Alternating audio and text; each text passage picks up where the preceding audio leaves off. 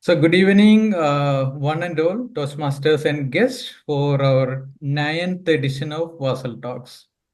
Today, we talk about the mental health at work.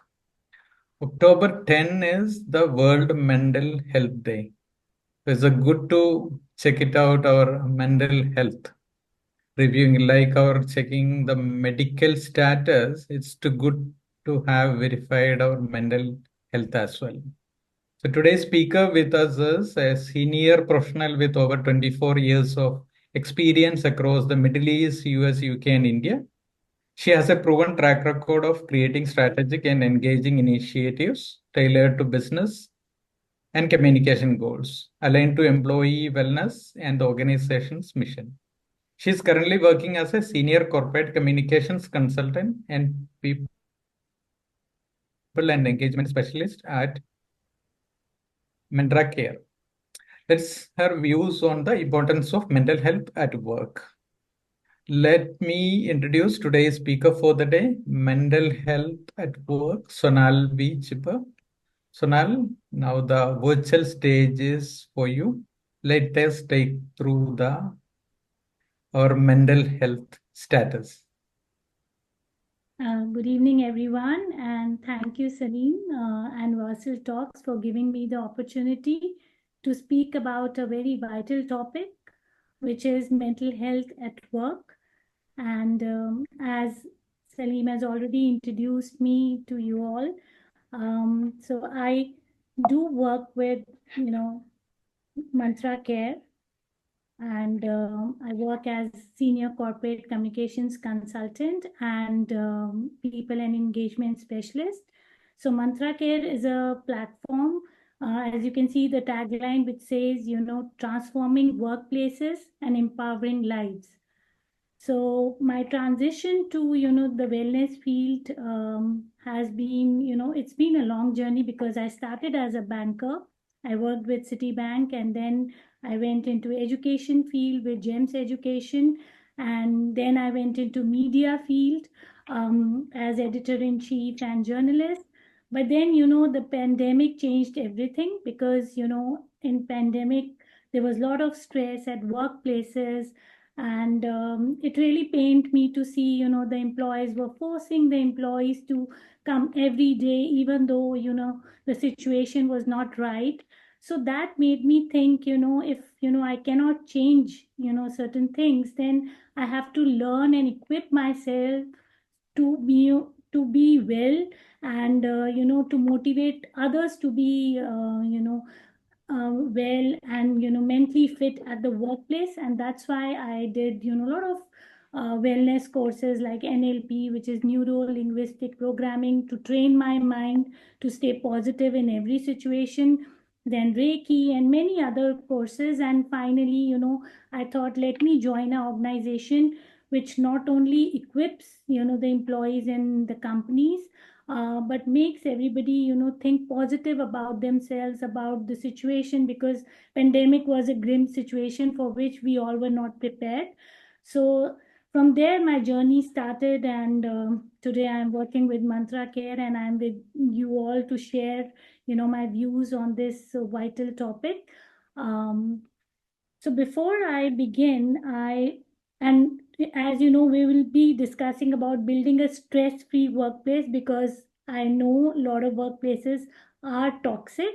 So firstly, I want to know, what is mental health? So if you can, type in the chat box, like, what comes to you when I say mental health? What conspires in you? Anything, you can just type in the chat box. Okay. Yeah. So you all are like more or less correct, because when we think of mental health, it, speaks about stress, anxiety, depression, sadness, problem. And if it is prolonged, then it leads to illness. Um, so what is workplace mental health? We always speak about mental health, but is mental health, like we were speaking before the call, we were, generally speaking that mental health, where we are talking about mental health, be it at home place or at the workplace. So I am focusing mental health because we all are professionals at the workplace. And I think workplace mental health refers to emotional, psychological, and social well being of employees. So, maintaining a healthy workplace involves balancing, employee mental health with the demands of the job. So, that is, I've spoken about it in brief. But what causes, the this stress in the workplace? It could be, insecurity. It could be, uh, not treating everybody equally. There could be gender bias. There could be, it cannot be a situation which is perfect. So the inclusivity or the inclusion is not there, because certain people are challenged. So creating a workplace which suits everybody, because we have all types of professionals, and especially in Dubai we have expats from all over the world. They come with their different nationalities, sometimes different baggage, different skills. So the idea is to utilize their skills at the optimal level, rather than focusing on their weaknesses, or their gender, or the pay parity. So these all points create the mental imbalance in the office. And how the stress affects the workplace. Like, we can always say, okay, stress is there, everybody's stressed these days, so what is the big deal? But then it is a big deal, because it not only affects an individual, because it affects the workplace as well. Because before being a employee, we are a human, so before we join any organization, we are human first. We have our emotions, and we deserve to be treated well, and we deserve to be in a conducive environment where everybody's heard, everybody's respected. So how stress affects the workplace? You can see it, it leads to productivity fall. As WHO also says, the companies, lose in millions because of non-productivity of employees, which happens due to their depression, being depressed, or being mentally ill. So many, employees are forced to leave their jobs, and sometimes they're at a high position. So it affects the companies, because it's not easy to replace, an employee. So then they realize, okay, we should have, treated that employee well, but then it's too late, because employee goes into illness and the company goes into chaos. So it leads to high employee turnover, absenteeism. So many times we get up in the morning as professionals, and we don't like to go to work, which is very sad. I mean, we should look forward to go to our workplaces, but sometimes it happens we don't want to go, be stressed there, and nobody wants to be stressed. Everybody wants to be happy. So sometimes we make a reason that now today we are not feeling well, and sometimes that is not also taken, in a good way by the companies, because they don't understand what does it mean to, say, I'm not feeling well, to come to the office. They force you to go, and then you go, and then you are in a turmoil. The company is, not benefiting, because of course you are not productive in this state. So, how to reduce the stress at work? So this is very important, and I would say, the stress would be reduced if, like I said earlier, the employees are heard, they are given the chance to, speak about their grievances. There is a supportive, colleagues and bosses, wherein one can open up and talk about, not create a stigma, like that, I need some help, but talk openly. So there should be flexible schedule as well. Thanks to COVID, I mean, if it didn't do anything good, it was a blessing in disguise, because now we have hybrid way of working, we have remote settings in many companies, which supports the employee well-being. Because certain days, if they want to take an off and, or work from home, they have that option. That flexible schedule is there, unlike before COVID, when we were going all 5 days to the office. Now I find, people are more happier when they have a hybrid or a remote working schedule. and because they can create that work-life balance, which is very important.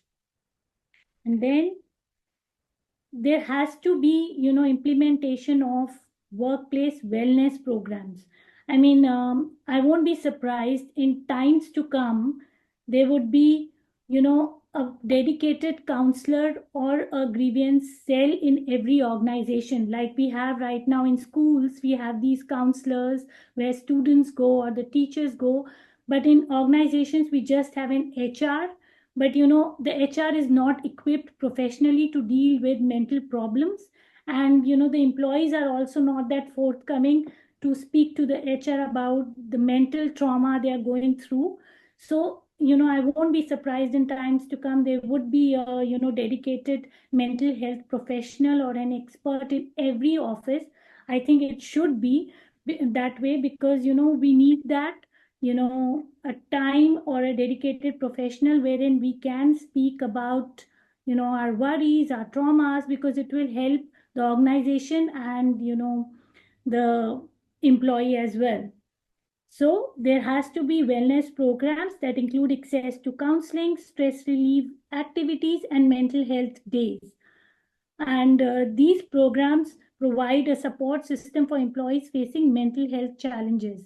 I mean, now, like we celebrate Women's Day or, Father's Day or something, there has to be, more celebration of mental health days, wherein there are workshops, wherein, sometimes an off is given to the employees to, celebrate their life, celebrate who they are, which will be very beneficial, I believe.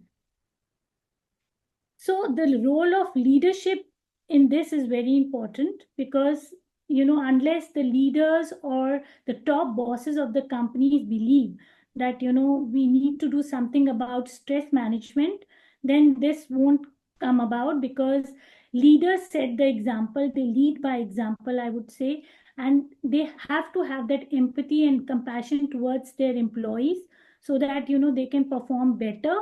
And they have to prioritize mental well-being of all employees to create a culture which is very productive for everybody, so that the employee benefits and the company benefits as well. Because when the employee is happy, they will be very productive, and the company will benefit in the long run. So it's not a short term goal, it's a long term goal. And I believe the leaders should be taking a very deep interest into this subject and do something about it, so that their company soars. So what do I mean by encouraging a supportive work culture? So I would say building a support culture is, it happens when there is a team collaboration, there is a peer support, and there are regular check-ins. I mean, like when a new employee joins, we keep a senior employee with that employee to guide him through for some days, but we don't have anybody. Once the employee settles in, we just forget about that employee. So there should be regular check-ins. I mean, after 3 months or 6 months, there could be a buddy who goes and asks, how is it going for you and what can I do for you? That kind of system we don't have at present. So if we create that kind of system, then the employees will be more resilient, because they will feel connected and supported by their peers and their higher ups also.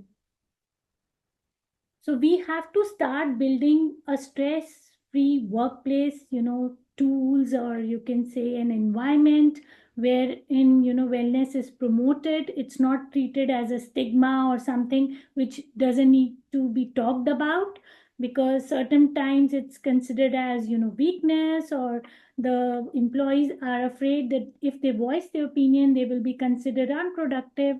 But it shouldn't be that way, because everybody goes through the phases. They might lose someone at home, or something else might happen, and like we are all from different places, so something must, sometimes something conspires in our homeland and we need to take care of it. But that doesn't mean that forever we'll be depressed or forever we will be sad.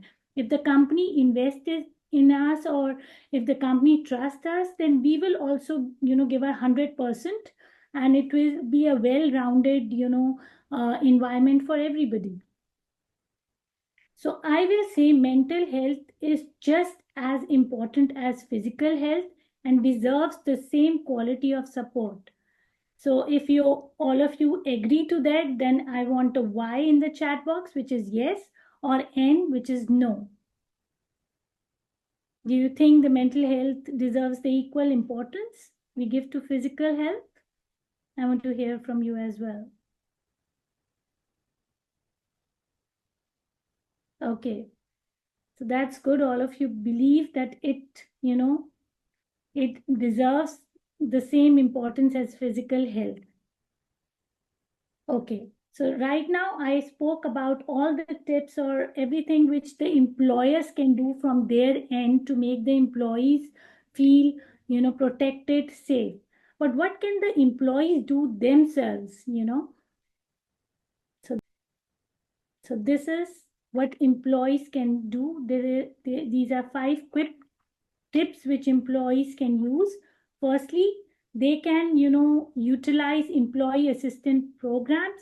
Like many employers offer free confidential counseling services.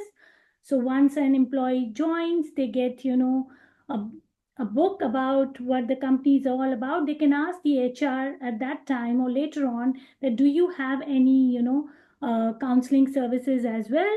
Whenever I need, I can avail of that. And if they do, then do avail, those services, which are very vital.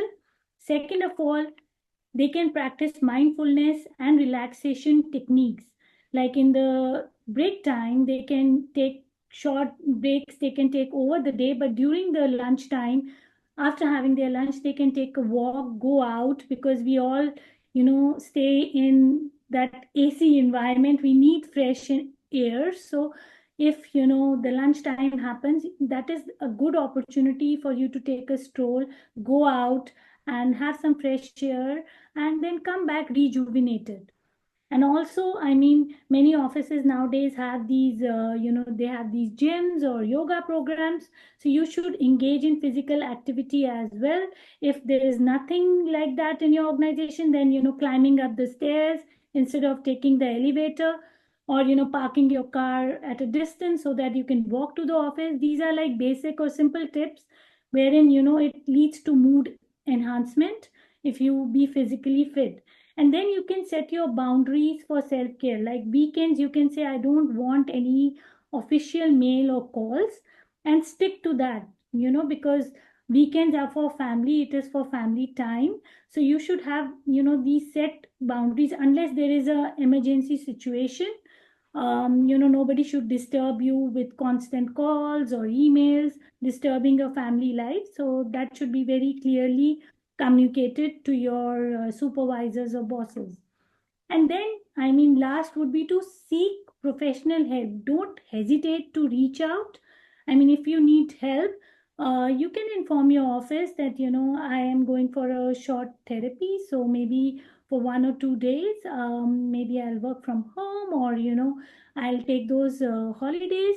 So you shouldn't shy away from that, or giving some excuses, because you should tell them that mental health is a priority. And if you need that break, instead of giving excuses, you should directly ask, and whether the company can suggest you a counseling center where they have an affiliation, you can go there, or the company can have certain counseling programs within, so you can do that. Otherwise, you can visit your own counselor and inform your supervisor about it. So there should be no considering it as a sham or considering it as a stigma. You should normalize mental health issues instead of making them a big taboo for everybody. So like I said in the beginning, you are a human first before you are an employee. So your mental health matters a lot, and it should matter a lot. So what does mental well-being help you with? It helps you with realizing your abilities, coping up with normal stresses in life, work productively and fruitfully, and have positive emotions, thoughts, and perceptions. and then, contribute to the community. Like I told you about me, like I learned these courses, I joined an organization who dealt with wellness and corporate programs, and now not only I feel, happier, I can help others as well. So I can, help the community at large. So, but for that, first you have to help yourself become mentally fit. So that is the, first and foremost requirement. You have to be mentally fit to be, to able to generate happiness for your family members or your colleagues or the society at large. So I would, end my presentation by, this saying that mental health at work is not a luxury. It's not a luxury anymore. It's a necessity. When we care for our minds, we care for our work, our teams, and our future. It has to, benefit both the employees and the workplace and the corporate as well. So mental health is not a luxury, I would say it's a necessity. So just type in the box, chat box, and say if you feel it is a luxury, then L. If you think it's a necessity, then N. I want to know from you, because we are the change makers. We are all professionals. If our, thinking and views will go ahead, then companies will change. They will think about it as well. Good. So it is a necessity. I'm glad you all agree with me that it's no more a luxury. So that's all for now. Thank you for listening. And if you have any questions, you then go ahead. I'll answer that as well.